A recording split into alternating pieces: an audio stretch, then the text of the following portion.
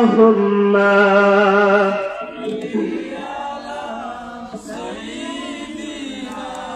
مولانا محمد وعلى آل سيدنا مولانا খুবে দানি ডাকাশিবে অমন এই বাড়ি গোর সরিতে গায়ের পোশাক খুলে খুলে সাদা কাপড় পরিতে আল্লাহুম্মা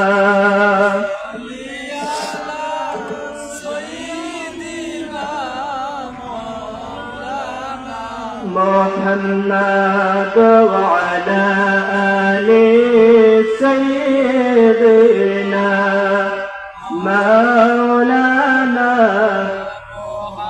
কাফনের কাপড় পরবে মন এই কাপড় তো দূর থাকবে না ধনী তাকো গরিব তাকো আজরাইল কাউকে ছাড়বে না আল্লাহুম্মা সাল্লি আলা সাইয়্যিদিনা মাওলানা মুহাম্মদ ওয়া আলা আলি সাইয়্যিদিনা مولانا আসিয়েকা যাইমুয়েকা সঙ্গে আর কেউ যাবে না বুক ফাটাইয়া কাঁদবে সবাই রাখতে কেহ পারবে না আল্লাহুম্মা সাল্লি আলা সাইয়্যিদিনা মাওলানা মুহাম্মদ ওয়া আলা আলি সাইয়্যিদিনা মহব্বতের সহিত কয়েক মর্তবা জিকির করে লা ইলাহা ইল্লাল্লাহ লা ইলাহা ইল্লাল্লাহ লা ইলাহা ইল্লাল্লাহ লা ইলাহা ইল্লাল্লাহ সুবহানাল্লাহ والحمد لله لا إله إلا الله سبحان الله والحمد لله لا إله إلا الله لا إله إلا الله لا إله إلا الله سبحان الله والحمد لله لا إله إلا الله তুমি বাঁচাও তুমি মারো অবিরত ক্ষমা করো তুমি বাঁচাও তুমি মারো অবিরত ক্ষমা করো দরাজ তাকে ধরো দরাজ তাকে ধরো তোমার মুঠো সবই ওগো আল্লাহ সুবহানাল্লাহ walhamdulillah লা ইলাহা ইল্লাল্লাহ সুবহানাল্লাহ walhamdulillah লা ইলাহা তোমারি দিক পরে অবাধ হই কেমন করে তোমারি দিক পরে অবাধ হই কেমন করে তোমারি পথ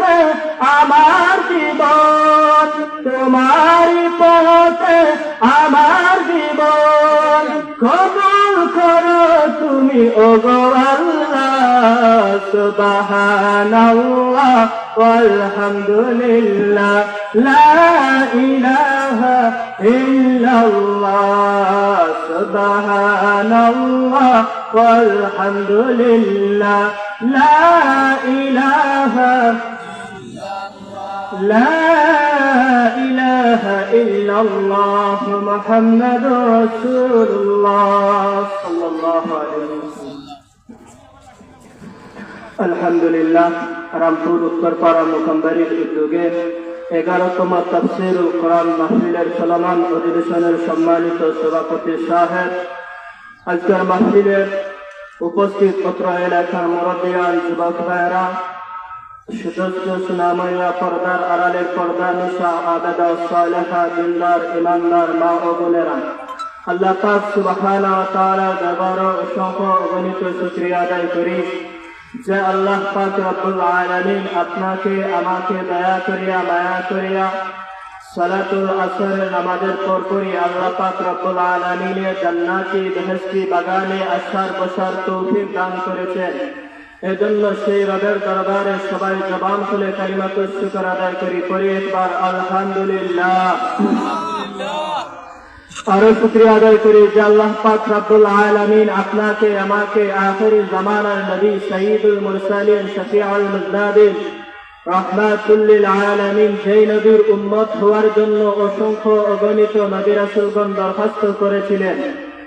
সেই নবীর উম্মত হওয়ার জন্য অসংখ্য গণিত নবী ও রাসূল দরখাস্ত করেছেন যে আল্লাহ আপনি আমাদেরকে যদি নবুয়তি না দিয়া আখেরি জামানার নবীর উম্মত হিসাবে কবুল করতেন তাহলে আমাদের জীবন ধন্য হতো। তো আল্লাহ পাক রব্বুল আলামিন আপনাকে আমাকে বিনা দরখাস্তে সেই নবীর উম্মত হিসাবে দুনিয়ার জমিনে প্রেরণ করেছেন। এজন্য আবারও শুকরিয়া আদায় করি আলহামদুলিল্লাহ। হাজিরিনে কেরাম, যতক্ষণ আলোচনা করবো আপনারা সুবহানাল্লাহ, আলহামদুলিল্লাহ, আল্লাহু আকবার এই বাক্যগুলা বলতে পারবেন তো ইনশাআল্লাহ? সুবহানাল্লাহ, আলহামদুলিল্লাহ, আল্লাহু আকবার এই বাক্যগুলা আপনি আমি যখন দুনিয়ার জমিনে পাঠ করি আল্লাহ পাক রব্বুল আলামিন ঘোষণা দেন আসমান আর জমিনের মধ্যখানে যতগুলা ফাঁকা জায়গা আছে এই সমস্ত ফাঁকা জায়গাগুলাকে ওই বান্দার নামায়ে আমলের মধ্যে আল্লাহ পাক সুবহানাহু ওয়া তাআলা নেকি দ্বারা ভরপুর করে দেন। জোরে বলেন সুবহানাল্লাহ।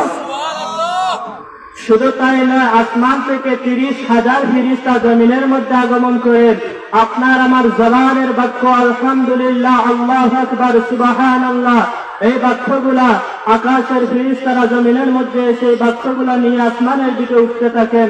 আল্লাহ পাক ফেরেশতাগুলোর ঘোষণা দিয়ে বলেন, হে আমার ফেরেশতারা, আমার বান্দার জবানের বাক্য সুবহানাল্লাহ, আলহামদুলিল্লাহ, আল্লাহু আকবার এই বাক্যটা যে ফেরেশতা সর্বপ্রথম আমি আল্লাহর কাছে এনে পৌঁছে দিতে পারবা আমি আল্লাহ তুমি ফেরেশতাকে পুরস্কার দান করবো। জোরে বলেন সুবহানাল্লাহ। আপনার আমার জবানের উসিলায় ফেরেশতা সম্মানিত হয়, এই জবানের দাম কম না বেশি? অত্যন্ত বেশি। এই জন্য আমরা জবান শুধু আল্লাহর রাস্তায় ব্যয় করবো। দেখবেন সামনে যে নির্বাচন, অমুক ভাই তমুক ভাই হয়ে নির্বাচনের সময় মিছিল যা গলা ভাঙ্গে ফেলি, কিন্তু আল্লাহর শুকর, আল্লাহর প্রশংসা আমরা আদায় করতে আমরা উচ্চ সুরে বলতে পারি না। দুঃখের বিষয় হচ্ছে এটা। হাজিরিনে কেরাম, আমি আপনাদের সামনে পবিত্র কোরআনুল কারীম থেকে একখানা আয়াতে কারিমা তিলাওয়াত করেছি। নবীজি সাল্লাল্লাহু আলাইহি ওয়াসাল্লামের অসংখ্য অগণিত হাদিসের খাজানা থেকে ছোট একখানা হাদিসে কারিমা তিলাওয়াত করেছি। আয়াত ও হাদিসের আলোকে সামনে রাখিয়া কথা বলার চেষ্টা করব। ওয়ামা তাওফীকি ইল্লা বিল্লাহি আলাইহি তাওয়াক্কালতু ওয়া ইলাইহি উনীব। আল্লাহ পাক রব্বুল আলামিন আমাদেরকে সৃষ্টি করেছেন এই দুনিয়ার জমিনে, তার পিছনে কারণ আছে না নাই? অবশ্যই তার পিছনে কারণ আছে। আমরা যদি আল্লাহকে জিজ্ঞেস করি আল্লাহ আমাকে কেন সৃষ্টি করেছেন, আল্লাহ সূরা মুলকের 2য় লাইনে জবাব দিয়া বলেন, الذي خلق الموت والحياة ليبلوكم أيكم أحسن عملا। আল্লাহ পাক রব্বুল আলামিনকে যদি জিজ্ঞেস করি গো মাওলা আমাদেরকে কেন আপনি দুনিয়ার জমিনে সৃষ্টি করেছেন, আল্লাহ বলেন আল্লাযী খালাকাল মাউত, হে আমার বান্দা আমি আল্লাহ মরণকে সৃষ্টি করেছি, ওয়াল হায়াতা, তারপরে হায়াতকে সৃষ্টি করেছি। আল্লাহ চাইলে আমাদের হায়াত সৃষ্টি করে পারতেন, মরণকে আল্লাহ সৃষ্টি না করলে পারতেন, সেই ক্ষমতা আমার আল্লাহর আছে। কিন্তু আল্লাহ বলে, বান্দারে, আল্লাযী খালাকাল মাউত, আমি আল্লাহ মরণ সৃষ্টি করলাম, ওয়াল হায়াতা, তারপরে হায়াতকে সৃষ্টি করলাম। ও মালিক, ও দয়ার আল্লাহ, আমাদের হায়াতের মরণ কেন আপনি সৃষ্টি করলেন? আবার আল্লাহ ليبلوكم أيكم أحسن عملا سبحان الله سبحان الله آية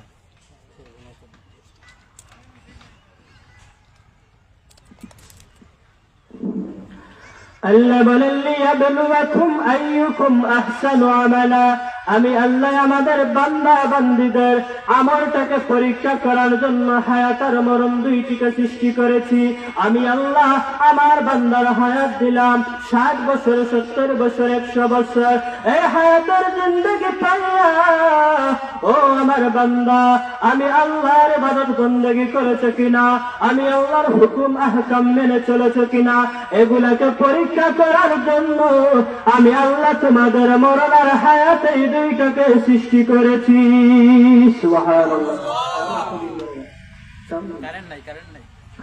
আল্লাহ সুবহানাহু ওয়া তাআলা আমাদের হায়াত মরণ দুইটিকে সৃষ্টি করেছেন আমাদের ঈমান আমল পরীক্ষা করার জন্য। আল্লাহ বলেন, ইযা জাআ আজালুহুম লা ইস্তাখিরুনা সাআতান ওয়া লা ইস্তাকদিমুন। আমি আল্লাহ নির্দিষ্ট সময় অনুযায়ী মালাকুল মউত আজরাইল তোমাদের কাছে পাঠাইব। 1 মিনিট আগেও না, 1 মিনিট পরেও না। যে সময় তোমার হায়াত শেষ হয়ে যাবে, নির্দিষ্ট সময় অনুযায়ী মালাকুল মউত আজরাইল গিয়ে হাজির হবে।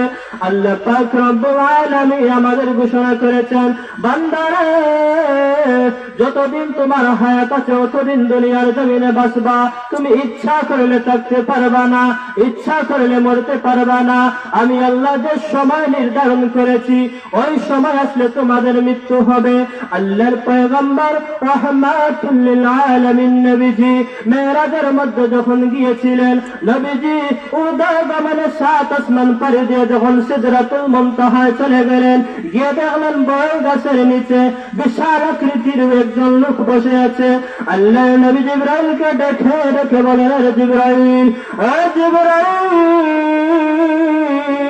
এই লোকটা খেয়ে রে, এত বিশাল আকৃতির লোক আমি আমার জীবনে দেখলাম না। জিবরাইল ডেকে বলে, ইয়া রাসূলুল্লাহ, হাবিবাল্লাহ, ওগো আল্লাহর নবী, এই লোকটা হলো মালাকুল মউত আজরাইল।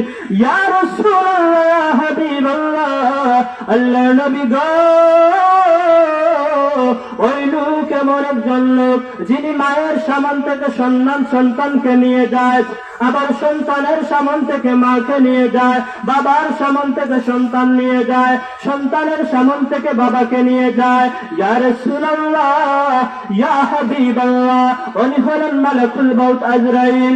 আল্লাহর নবী মালাকুল মউত আজরাইলকে প্রশ্ন করলেন, হে আজরাইল, তোমার কাছে আমি জানতে চাই, রে আজরাইল, তুমি প্রতিদিন হাজার হাজার মানুষের রূহ কবজ করো, হাজার হাজার মানুষের মৃত্যু ঘটাও, রে আজরাইল, তুমি কিভাবে জানো এতগুলা মানুষ মৃত্যুবরণ করবে? আজরাইল ডেকে বলে, ইয়া রাসূলুল্লাহ, ইয়া হাবিবাল্লাহ, ওগো আল্লাহর নবী, এই যে দেখেন একটি গাছ আমার আল্লাহ কুদরতি ভাবে তৈরি করে রেখেছেন। ইয়া রাসূলুল্লাহ, ইয়া হাবিবাল্লাহ, আল্লাহর নবী গো, এই গাছটি আল্লাহ তৈরি করিয়া আল্লাহ সূরা কলমের মধ্যে ঘোষণা দিয়েছেন, নুন ওয়াল কলমি ওয়া মা ইয়াসতুরুন। আল্লাহ কলমকে নির্দেশ দিলেন, কলম লেখো লেখো লেখো লেখো কলম বলে আল্লাহ কি লিখবো? আমার আল্লাহ বলে কলম, আমার বান্দার হায়াত কতদিন, আমার বান্দার হায়াত লেখো, আমার বান্দার রিজেক কতটুকু এগুলা তুমি লেখো, আমার বান্দা কতদিন হায়াত পাবে এগুলা লেখো, আমার বান্দা কখন মৃত্যুবরণ করবে এগুলা লেখো, আমার বান্দা কোন জায়গায় মৃত্যুবরণ করবে, বাড়িতে মৃত্যুবরণ করবে নাকি গাড়ি অ্যাক্সিডেন্ট করে মৃত্যুবরণ করবে, নাকি পানিতে ডুবে মৃত্যুবরণ করবে, নাকি অসুস্থ অবস্থা মেডিকেল মৃত্যুবরণ করবে, এগুলা এই পাতার মধ্যে তুমি লেখা শুরু করে দাও। আল্লাহর নির্দেশে ওই কলম ওই গাছের প্রত্যেকটি পাতায় পাতায় প্রত্যেক বনি আদমের নাম লিখে রেখেছে। সুবহানাল্লাহ।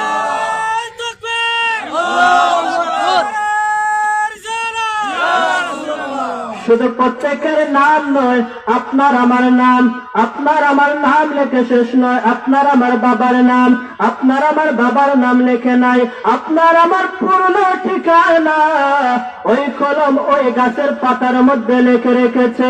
মালাকুল মউত আজরাইল বলে, ইয়া রাসূলুল্লাহ, ইয়া হাবিবাল্লাহ, আল্লাহর নবী গো, ওই পাতাটা একজন মানুষের মরণের 40 দিন আগে হলুদ বর্ণের হয়ে যায়।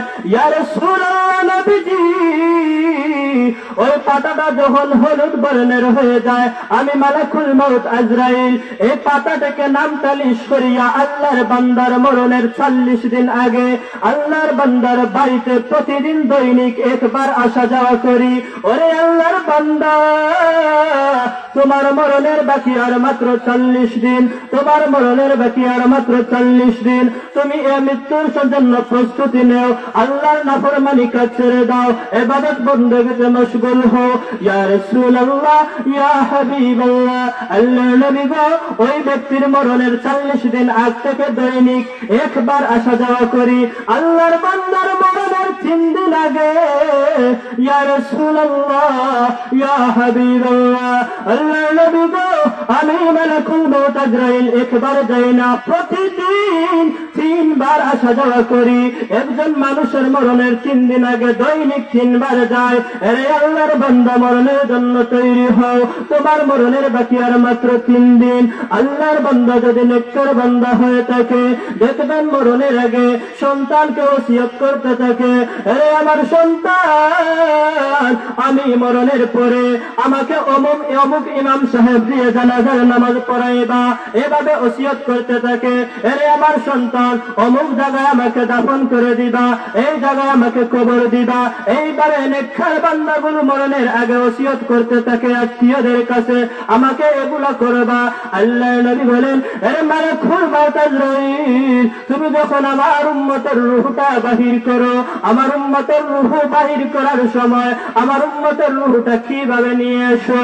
মালাকুল মউত আজরাইল কয়, ইয়া রাসূলুল্লাহ, ইয়া হাবিবাল্লাহ, আল্লাহর নবী গো, যদি নেককার বান্দা হয়ে থাকে, নেককারের রূহটা যখন আমি নিয়ে আসি, ইয়া রাসূলুল্লাহ, ইয়া হাবিবাল্লাহ, ওগো আল্লাহর পয়গম্বর, নেককার বান্দার রূহটা যখন আমি আনার জন্য যাই, আল্লাহর বান্দার সাথে আল্লাহর জান্নাতের নিয়ামতগুলো তুলে ধরি। ওরে আল্লাহর বান্দা, আল্লাহর জান্নাতে, আল্লাহর জান্নাতের নিয়ামতগুলো দেখো, আল্লাহর জান্নাতের নিয়ামতগুলো দেখো, আল্লাহর জান্নাতের নিয়ামতগুলো যখন আল্লাহর বান্দা দেখতে থাকে, ইয়া রাসূলুল্লাহ নবী গো, ওই সময় আমি মালাকুল মউত আজরাইল আল্লাহর বান্দার রূহটা আগিয়ে নিয়ে আসি। সুবহানাল্লাহ। আল্লাহ বান্দা আল্লাহর জান্নাতের নিয়ামতগুলো দেখার পরে মরণের যে কষ্ট আছে, মরণের যে দুঃখ আছে, এগুলা বলে যায়, মরণের কষ্ট আল্লাহর বান্দার দূর হয়ে যায়। এই জন্য আমি আল্লাহর জান্নাতের নিয়ামতগুলো নেককার বান্দাদের সামনে তুলে ধরি। আর বদগারের রূহটা যখন আমি নিয়ে আসি, একটা জীবিত ছাগলের চামড়া যেভাবে জীবিত থাকলে টেনে ফেলে যে কষ্ট হবে, এই পরিমাণ বদগার বান্দার কষ্ট হয় মরণের সময়। এই জন্য হাজিরিন কিরাম, আল্লাহ পাক রব্বুল আলামিন আমাদেরকে সৃষ্টি করেছেন নির্দিষ্ট সময় অনুযায়ী মালাকুল মউত আজরাইল আসবে। আল্লাহর নবীর সাহাবী হযরত আবু হুরায়রা রাদিয়াল্লাহু তাআলা আনহু থেকে বর্ণনা, ওয়া আন আবি হুরায়রা রাদিয়াল্লাহু তাআলা আনহু قال قال رسول الله صلى الله عليه وسلم أكثروا ذكر هذه من لذات الموت. আল্লাহ নবী সাহাবী আবু হুরায়রা থেকে বর্ণনা, আল্লাহ হাবিব বিশ্ব নবী রাহমাতুল লিল আলামিন বলেছেন, বান্দা বান্দীরা রে আমার উম্মতেরা, তোমরা বেশি বেশি করে মরণের কথা স্মরণ করো, মরণের কথা স্মরণ করো, মরণের কথা স্মরণ করো। কেহ যদি দৈনিক প্রতিদিন মরণের কথা 20 থেকে 40 বার স্মরণ করে, আল্লাহ নবী বলেন ওই দিন যদি ওই ব্যক্তি মারা যায়, আমার আল্লাহ তাকে শহীদের মর্যাদা দান করবেন। সুবহানাল্লাহ। কেউ যদি দৈনিক প্রতিদিন 20 থেকে 40 বার মরণের কথা স্মরণ করে, আল্লাহ তাকে শহীদের মর্যাদা দান করবেন। শুধু তাই না, আল্লাহ পাক রব্বুল আলামিন ঘোষণা দিয়েছেন, কুল্লু নাফসিন যায়িকাতুল মাউত, প্রত্যেক প্রাণী মরণশীল, কেউ এই মৃত্যু থেকে বাঁচতে পারবে না। প্রত্যেক প্রাণী যাকে আল্লাহ প্রাণ দ্বারা সৃষ্টি করেছেন, সেই প্রাণী মৃত্যুর স্বাদ গ্রহণ করা লাগবে। কেউ যদি বলে আমি মৃত্যু থেকে বাঁচতাম, আল্লাহ বলেন না রে বান্দা না, কুল্লু নাফসিন যায়িকাতুল মাউত। আমার পেয়ারা নবী রাহমাতুল লিল আলামিনের জন্য আমি আল্লাহ আসমান জমিন লৌহ কলম তামাম কিছু সৃষ্টি করেছি। সেই নবীও এই মৃত্যু থেকে বাঁচতে পারেন নাই। আমি মালাকুল মউত আজরাইলের মাধ্যমে আমার পেয়ারা নবীকে নিয়ে এসেছি। আপনার আমার নবী বিশ্ব নবী রাহমাতুল লিল আলামিনের ইন্তেকালের 4 দিন আগে নবীজি অসুস্থ হয়ে বিছানার মধ্যে পড়লেন। আল্লাহ নবীর কাছে জিবরাইল আগমন করলেন, ইয়া রাসূলুল্লাহ, ইয়া হাবিবাল্লাহ, আল্লাহ নবী গো আপনি কেমন আছেন? আল্লাহ নবী বিশ্ব নবী রাহমাতুল লিল আলামিন জিবরাইলকে ডেকে বলেন, জিবরাইল আমি ভালো না, আমার শরীরের মধ্যে প্রচন্ড জ্বর, মাথা মোবারকে ব্যথা, আমি সোজা হয়ে দাঁড়াতে পারি না। জিবরাইল আবার চলে গেলেন। দ্বিতীয় দিন আবার আসলেন। এইভাবে 3 দিন জিবরাইল আসলেন। 4 নম্বরের দিন জিবরাইল একা একা আসলেন না, সাথে মালাকুল মউত আজরাইলকে নিয়ে আসলেন। আল্লাহ নবী বিশ্ব নবী রাহমাতুল লিল আলামিন উম্মাহাতুল মুমিনিন আয়েশা সিদ্দিকাকে বললেন, আরে আয়েশা, আমার সাহাবায়ে কেরামরা কোথায়? রে আয়েশা, আজ 3 দিন হয়ে গেছে আমার কোন সাহাবী আমি নবীজির সামনে আসেন না। ওরে আয়েশা, তোমার বাবা আবু বকরকে ডেকে আনো। আম্মা জান আয়েশা সিদ্দিকা রাদিয়াল্লাহু তাআলা আনহা আবু বকর সিদ্দিককে গিয়ে বলেন, বাবা আল্লাহ নবী রাহমাতুল লিল আলামিন আপনাকে ডেকেছেন যাওয়ার জন্য। সাইয়েদনা আবু বকর সিদ্দিক আল্লাহ নবীর সামনে এসে চোখের পানি ছেড়ে ছেড়ে কান্দেন। আল্লাহ নবী ডেকে, আরে আবু বকর কেন রে এইভাবে কান্নাকাটি করো? এ আবু বকর, আজ 3 দিন হয়ে গেছে আমি নবীর সামনে কেন আসো না? আমি নবীর কাছ থেকে কি কোনো দুঃখ কষ্ট পেয়েছো? আবু বকর জবাব দেয়, ইয়া রাসূলুল্লাহ, ইয়া হাবিবাল্লাহ, ওগো আল্লাহর নবী, আমি আবু বকর আপনি নবীর কাছ থেকে কোনো দুঃখ কষ্ট পাই নাই। ইয়া রাসূলুল্লাহ, ইয়া হাবিবাল্লাহ, ওগো আল্লাহর পয়গম্বর, আপনি আজ 3 দিন ধরে পরিমাণ অসুস্থ, আমাদের মন সাক্ষী দেয় গো, আপনি আমাদেরকে এতিম বানিয়ে চলে যাবেন। আপনি রাসূলুল্লাহর নূরানী চেহারা মুবারক দেখলে আমাদের সেই কথা মরণ হয়ে যায়, আমাদের সেই কথা স্মরণ হয়ে যায়, আপনি আমাদেরকে ছেড়ে চলে যাবেন। আল্লাহ নবী গো, এই জন্য আপনার দরবারে আসি না। আল্লাহ নবীর সাহাবী উমর এসে দাঁড়ালেন, একই জবাব দিলেন। এইভাবে সমস্ত সাহাবায়ে কেরাম আল্লাহর নবীর সামনে আসলেন, সবাই একই জবাব দিলেন। আল্লাহ নবী ফাতেমাকে রেখে বলেন, এরে ফাতেমা, এরে ফাতেমা, আমার নাতি হাসান আর হুসাইনকে ডেকে আনো। আমার নাতি হাসান আর হুসাইন কোথায়? হযরত ফাতেমাতুল জোহরা হাসান আর হুসাইনকে ডেকে আনলেন। হাসান আর হুসাইন আপনার আমার নবীর সামনে এসে চোখের পানি ছেড়ে ছেড়ে কান্দেন। আল্লাহ নবী ডেকে বলেন, হাসান, ও হুসাইন রে, নানা ভাই কেন রে দুই ভাই কান্নাকাটি করো? হাসান আর হুসাইন জবাব দেয়, ইয়া রাসূলুল্লাহ, ইয়া হাবিবাল্লাহ, ও নানা, আমাদের মন সাক্ষী দেয় আপনি আমাদেরকে ছেড়ে চলে যাবেন, আপনি আমাদেরকে এতিম বানিয়ে চলে যাবেন। ও নানা, আমরা দুই ভাই 3 দিনের পেটের খিদে নিয়া আপনি নানা মুহাম্মদুর রাসূলুল্লাহর চেহারার দিকে তাকালে আমরা দুই ভাইয়ের 3 দিনের পেটের খিদে দূর হয়ে যায়। ওগো নানা, আজকে যদি আপনি আমাদেরকে ছেড়ে চলে যান, আজকে যদি আপনি বিদায় হয়ে যান গো নানা, আমরা কার চেহারার দিকে তাকাইব? আমরা কাকে নানা নানা বলে ডাকবো? ওগো নানা, এই জন্য আমরা দুই ভাই কান্না করি। আল্লাহ নবী ডেকে বলেন, ওরে হুসাইন, ও হুসাইন, আমি নবী যদিও বিদায় হয়ে যাব, আজকে তোমাদের কাছে একটা ওসিয়ত করে রে নাকি, এরে নাকি রে শুনো, আমি নবী যদি বিদায় হয়ে চলে যায়, তোমরা দুই ভাই যখন কবরের মধ্যে যাইবা, কবরের মধ্যে যাওয়ার পরে আল্লাহর নির্দেশ যখন হয়ে যাবে হাসরের ময়দানে যাওয়ার জন্য, তোমরা দুই ভাই হাসরের ময়দানে যাইবা না, সর্বপ্রথম কবর থেকে উঠিয়া মিজানের পাল্লার মধ্যে যাইও।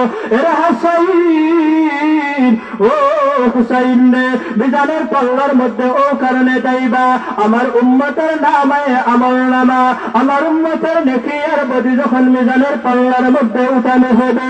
এ হুসাইন, ও হুসাইন রে, ফেরেশতারা যখন আমার উম্মতের নেকি বদি মিজানের পাল্লার মধ্যে উঠাইবে, নেকির পাল্লা যদি পাতলা হয়ে যায়, বদির পাল্লা যদি ভারী হয়ে যায়, তোমরা দুই বার শাহাদাতের আমল নামা আমার গুনাহগার উম্মতের নেকির পাল্লার মধ্যে দিও, তারপরেও আমার উম্মতকে জাহান্নামে নিতে দিও না।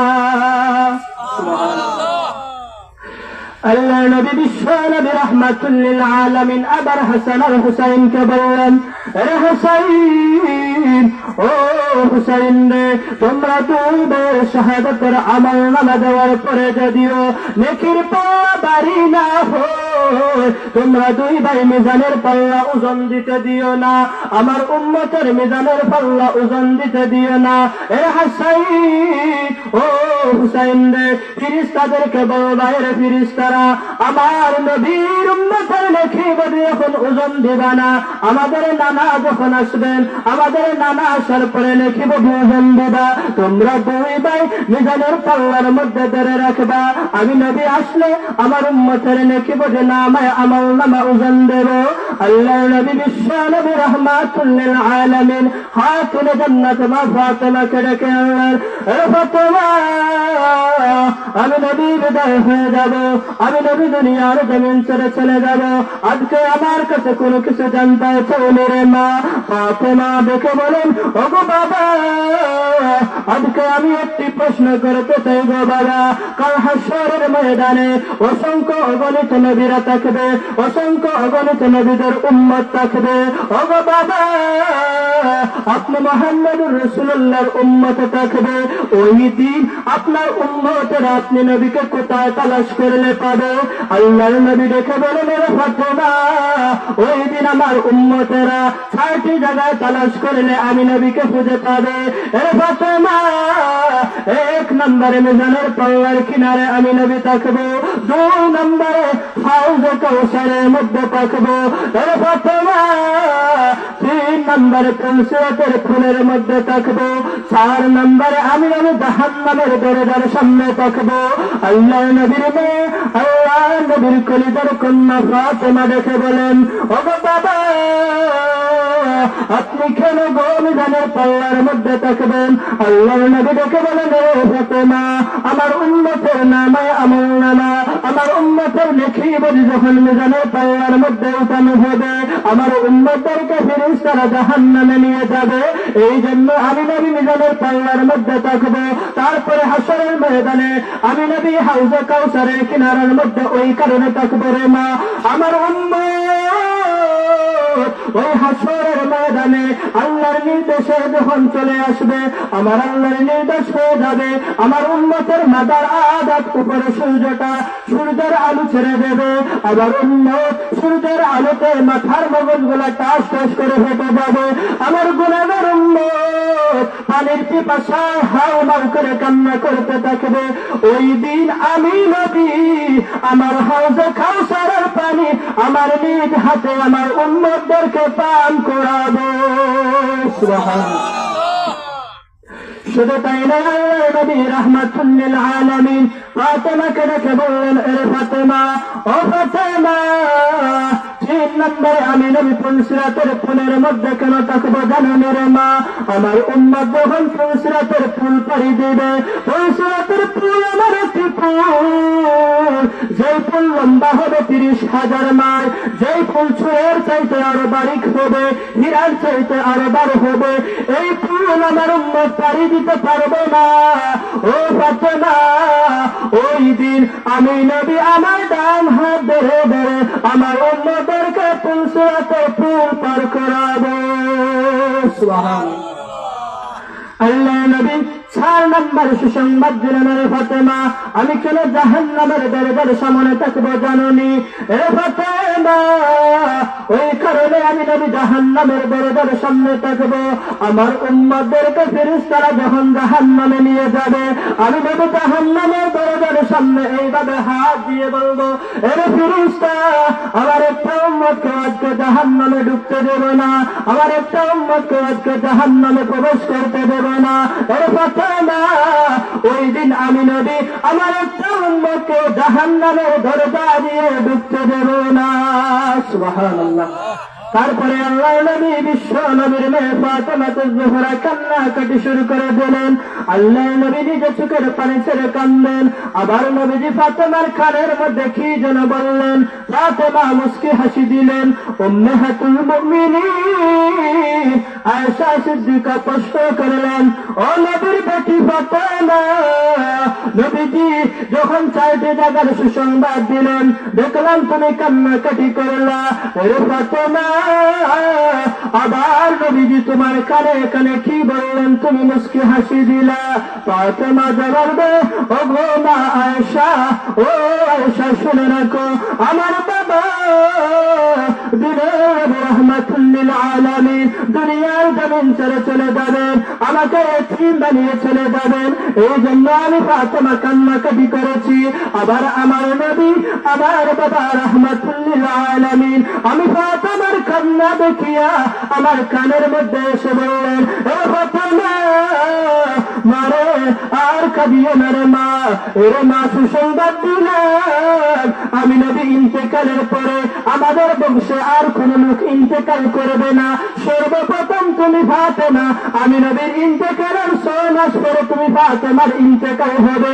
আর আমি নবী দিনের নবী কবর থেকে উঠিয়ে সর্বপ্রথম তুমি ফাতেমার সাথে সাক্ষাৎ করবে। সুবহানাল্লাহ। আল্লাহ নবী রাহমাতুল লিল আলামিন ইন্তেকালের 6 মাস পরে ফাতেমার ইন্তেকাল হয়েছে। ফাতেমা রাত্রিবেলা স্বপ্নে দেখলেন আল্লাহ নবী রাহমাতুল লিল আলামিন ফাতেমাকে বলতেছেন, এ ফাতেমা, আজকে তুমি সেহরি খাইবা তোমার স্বামী আলীর সাথে, আলীর দস্তরখানে তুমি সেহরি খাইবা, ইফতার করবা জান্নাতে আমি নবীর দস্তরখানায়। ফাতেমা যখন রাত্রিবেলা স্বপ্নের মধ্যে দেখলেন, প্রতিদিন হযরত ফাতেমাতুজ জোহরা ফজরের নামাজ আদায় করিয়া কোরআন তিলাওয়াত করতেন, তাসবিহ তাহলিল পাঠ করতেন, কিন্তু সেই দিন হযরত ফাতেমা ফজরের নামাজে বসিয়ে ফজরের নামাজ আদায় করে রান্নাঘরে গিয়া আটা ভিজাইয়া রুটি বানালেন, আরেকটি পাতিলের মধ্যে কাপড় চোপড় ধুইলেন। আল্লাহ নবী বিশ্ব নবী রাহমাতুল লিল আলামিনের মেয়ে ফাতেমা ইশরাকের নামাজ পড়লেন না, প্রতিদিন ইশরাকের নামাজ পড়তেন। হযরত আলী মসজিদের মধ্যে গিয়ে নামাজ আদায় করতেন। হযরত আলী এসে দেখেন ফাতেমা যায় নামাজে নাই।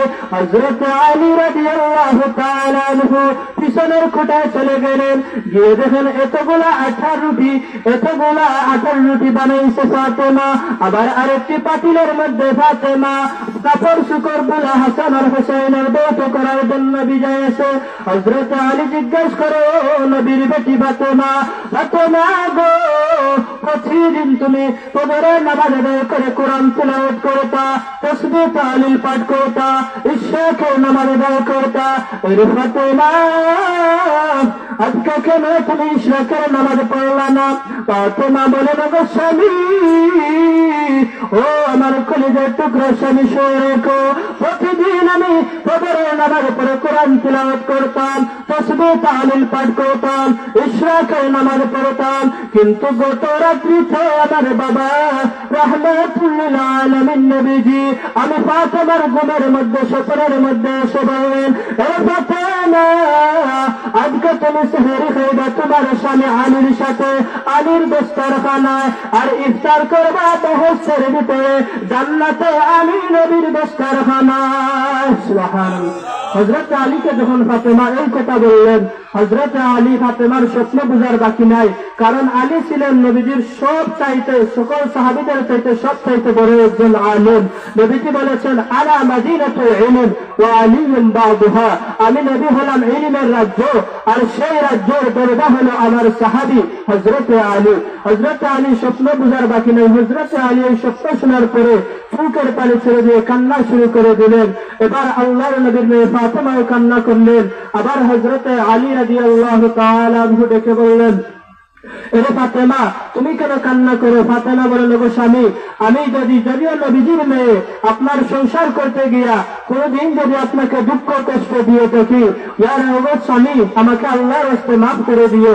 আবার যখন হযরত আলী রাদিয়াল্লাহু তাআলা আনহু ফাতেমাকে বললেন, এরে ফাতেমা, আমি যদিও নবীর একজন সাহাবী, তুমি নবীজির ছোট কন্যা, মায়ার একজন কন্যা, নবীজি আমাকে মহব্বত করে আমার কাছে তোমাকে বিবাহ দিয়েছেন, আমি হলাম গরিব একজন সাহাবী, ঠিক মতো তোমার বরণ পোষণ আদায় করতে পারি নাই, এরে ফাতেমা, আল্লাহর রাস্তে আমাকে তুমি মাফ করে দিও। হযরত ফাতেমা চোখের পানি ছেড়ে কান্দেন, হযরত আলীও চোখের পানি ছেড়ে কান্দেন। আবার হযরত ফাতেমা ডেকে বলেন, গো স্বামী, বিদায়ের সময় আপনাকে একটা ওসিয়ত করে যায়, আমি ফাতেমা যখন ইন্তেকাল করব, আমি ফাতেমা ইন্তেকালের পরে আপনি মাইকে এলান দিবেন না, মাইকে ঘোষণা করবেন না, ওগো কলিজার টুকরা স্বামী, মাইকে এলান না দিয়া আমাকে দাফন করার ব্যবস্থা করবেন। হযরত আলী বলেন, ও কলিজার টুকরা স্ত্রী, মাইকে এলান দিলে নবীর সাহাবায়ে কেরাম আসবে, আপনি ফাতেমার জানাজার নামাজ পড়ার জন্য লক্ষ লক্ষ সাহাবায়ে কেরাম আসবে, মাইকে এলান দিলে অসুবিধা কি? হযরত ফাতেমা বলেন, গো স্বামী, আমি আমার জীবনে কোনোদিন বেপরদা হয়ে চলে নাই, আপনি যদি আমি মরণের পরে কাফনের কাপড় দিয়ে প্যাকেটিং করিয়া যদি মাইকে এলান দেন, লক্ষ লক্ষ সাহাবায়ে কেরাম আসবে, আমি ফাতেমা নবীর বেটির লাশটা কত লম্বা ছিল, কত উঁচা ছিল, কত মোটা ছিল, কাপড়ের ভিতরে অনুভব করা যাবে। এই জন্য আমার ওসিয়ত, আপনি বিনা এলানে আমাকে কোন সাহাবায়ে কেরামকে জানাইবেন না, এলান করবেন না, বিনা এলানে জানাজা পড়িয়ে আমাকে দাফন করে দিবেন। হযরত ফাতেমা যখন ইন্তেকাল করলেন, ইন্তেকাল করার পরে হযরত আলী রাদিয়াল্লাহু তাআলা আনহু কাফন দাফনের ব্যবস্থা করলেন। এখন খাট নেওয়ার জন্য লোক লাগে 4 জন। এক কোনায় ধরলেন ইমামে হাসাইন, আরেক কোনায় ধরলেন ইমামে হুসাইন, আরেক কোনায় ধরলেন হযরত আলী। এখন আরেকটি কোনায় ধরার জন্য আরেকজন লোক লাগবে। হযরত আলী চিন্তার মধ্যে পড়ে গেলেন, এখন কিভাবে ফাতেমার লাশটা কবরে নিয়ে যাব? সাথে সাথে দরজার মধ্যে চলে গেলেন, গিয়া দরজা খুললেন। দরজা খুলে দিয়ে তাকাইয়া দেখেন যে আল্লাহর নবীর একজন সাহাবী হযরত আবু যর গিফারি রাদিয়াল্লাহু তাআলা দরজার সামনে দাঁড়িয়ে আছেন। সুবহানাল্লাহ, সুবহানাল্লাহ। হযরত আলী রাদিয়াল্লাহু তাআলা আনহু বলেন, আরে আবু যর, আমি জানাইলাম না, আমি মাইকে এলান দিলাম না, ফাতেমা কখন মারা গেল? আরে আবু যর, তুমি কেমনে খবর পাইলা? আবু যর গিফারি জবাব দেন, ও আলী রে, ও আল্লাহর নবীর সাহাবী আলী, গত রাত্রিতে আমার নবী দিনের নবী স্বপ্নের মধ্যে আমাকে বললেন, আবু যর, আমার মেয়ে ফাতেমা আগামীকাল মৃত্যুবরণ করবে, আমার মেয়ে ফাতেমার লাশটা আনার জন্য 3 জন লোক আছে, আরেকজন লোক লাগবে। এ আবু যর, তুমি ঘুম থেকে উঠিয়া সর্বপ্রথম আমার মেয়ে ফাতেমার বাড়িতে যাইও, আমার মেয়ে ফাতেমার লাশটা কবরে নিয়ে আইও। আবু যর গিফারি রাদিয়াল্লাহু তাআলা আনহু আরেকটি কোনায় দরিয়া, চার কোনায় দরিয়া ফাতেমার লাশটা কবরের মধ্যে নিয়ে গেলেন। কবরের মধ্যে নামিয়া আল্লাহ নবীর সাহাবী আবু যর গিফারি কবরের মাটিকে লক্ষ্য করে বলেন, আরে কবরের মাটি, আজকে তোমার ভিতরে এমন একজন নারী প্রবেশ করবে, সাবধান, ওনার সাথে বেয়াদবি করবে না। আল্লাহর নবী ওনার জবান মুবারকে বলেছেন, ও ফাতেমাতু সাইয়্যিদাতু নিসাই আহলিল জান্নাহ, আল্লাহর জান্নাতে যত মহিলারা প্রবেশ করবে, যত নারীরা প্রবেশ করবে, সমস্ত নারীদের সরদার হবে ফাতেমা। এর খবর, ওই ফাতেমা তুমি কবরের মধ্যে প্রবেশ করবে, সাবধান, ওনার সাথে বেয়াদবি করবে না। ও মুসলমান, কবর থেকে কোনো জবাব আসলো না। আবার আবু যর গিফারি কবরের মাটিকে লক্ষ্য করে বলেন, এই কবরের মাটি, আজকে তোমার ভিতরে এমন একজন নারী প্রবেশ করতেছে যিনার দুই ছেলে সম্বন্ধে আল্লাহ নবী জবান মুবারকে বলেছেন, আল হাসান ওয়াল হুসাইন সাইয়্যিদা শাবাব আহলিল জান্নাহ, আল্লাহর জান্নাতে যত যুবকেরা প্রবেশ করবে, সমস্ত যুবকদের সরদার থাকবে ইমামে হাসান, আরেকজন থাকবেন ইমামে হুসাইন। ওই খবরের মাটি, ওই হাসান আর হুসাইনের মা, তুমি কবরের মধ্যে প্রবেশ করতেছে, সাবধান, ওনার সাথে বেয়াদবি করবে না। ও মুসলমান, কবর থেকে কোনো জবাব আসলো না। আবার আবু যর গিফারি কবরের মাটিকে লক্ষ্য করে বললেন, এর কবরের মাটি, আজকে তোমার ভিতরে এমন একজন নারী প্রবেশ করতেছে যিনার স্বামী সম্বন্ধে আল্লাহ নবী বলেছেন, আনা মদিনাতুল ইলম ওয়া আলিয়ুম বাদুহা, আমি নবী হলাম ইলমের রাজ্য, সেই রাজ্যের দরজা হলো আমার সাহাবী আলী। ওই আলীর স্ত্রী, তুমি কবরের মধ্যে প্রবেশ করতেছে, সাবধান, ওনার সাথে বেয়াদবি করবে না। ও মুসলমান, কবর থেকে কোনো জবাব আসে না। আবার আবু যর গিফারি কবরের মাটিকে লক্ষ্য করে বললেন, এই কবরের মাটি, আজকে তোমার ভিতরে এমন একজন নারী প্রবেশ করতেছে যিনার বাবা সম্বন্ধে আল্লাহ পাক রব্বুল আলামিন বলেছেন, যে নবীকে সৃষ্টি না করলে আসমান জমিন লৌহ কলম কোনো কিছু সৃষ্টি করতেন না। ওই নবীর কন্যা, ওই নবীর ছোট মেয়ে ফাতেমা তুমি কবরের মধ্যে প্রবেশ করতেছে, সাবধান, সাবধান, ওনার সাথে বেয়াদবি করবে না। ও মুসলমান, কবর থেকে জবাব আসে, ওরা আবু যর, ও আবু যর, আমি খাতুনে জান্নাত ফাতেমাকে আমি পরিচয় জানার দরকার নাই। কে জান্নাতের যুবকদের সরদার হাসান হুসাইনের মা, আমার পরিচয় জানার দরকার নাই। কে আলীর স্ত্রী, তা আমার পরিচয় জানার দরকার নাই। কে নবীর কন্যা, তা আমার পরিচয় জানার দরকার নাই। আমি কবরের মধ্যে যে ঈমান আমার ভালো নিয়ে আসবো, আমি কবর থেকে সুসংবাদ দিব, আহলান সাহলান দিয়ে সালাম জানাবো। সুবহানাল্লাহ। আল্লাহ নবী বিশ্ব নবী রাহমাতুল লিল আলামিনের ইন্তেকালের সময় আল্লাহ নবীর কাছে মালাকুল মউত আজরাইল এসে অনুমতি চায়, ইয়া রাসূলুল্লাহ, ইয়া হাবিবাল্লাহ, আল্লাহ নবী গো, অনুমতি দাও, অনুমতি দিলে আপনার রূহটা নিয়ে যাব। ইয়া রাসূলুল্লাহ, অনুমতি যদি না দাও আপনার রূহ নেওয়ার ক্ষমতা আমার নাই। আল্লাহ নবী বলেন, আজরাইল অনুমতি দিব পরে, আগে জানতে চাই রে জিবরাইল আমিন কোথায়। জিবরাইল সাথে সাথে আগমন, ইয়া রাসূলুল্লাহ, ইয়া হাবিবাল্লাহ, আল্লাহ নবী গো, আপনি নবী মরণশীল, আপনার দুশমন যারা আছে তারাও মরণশীল। ইয়া রাসূলুল্লাহ, এই দুনিয়ার জমিন থাকার জায়গা না। আল্লাহ নবী বলেন, হে জিবরাইল, আমি জানি রে এই দুনিয়ার জমিন থাকার জায়গা না, কিন্তু তোমার কাছে জানতে চাই, আমি নবী ইন্তেকালের পরে আমার গুনাহগার উম্মতের জিম্মাদারি নিবে কে?